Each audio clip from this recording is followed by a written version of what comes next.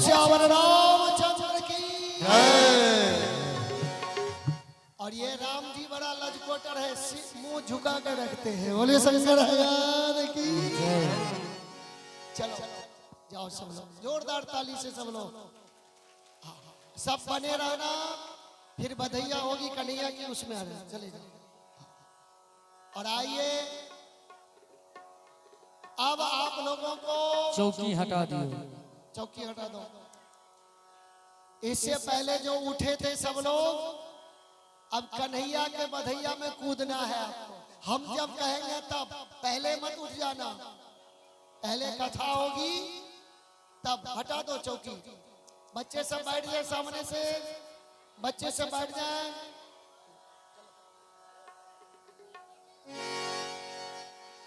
अवतीर्ज जदोर वंशे भगवान भूत भावनः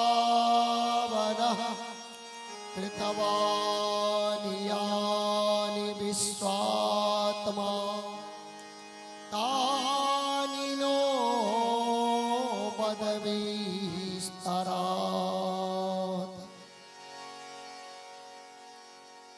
राजा परीक्षित ने आचार्यवर सुखदेव जी से पूछा, गुरुदेव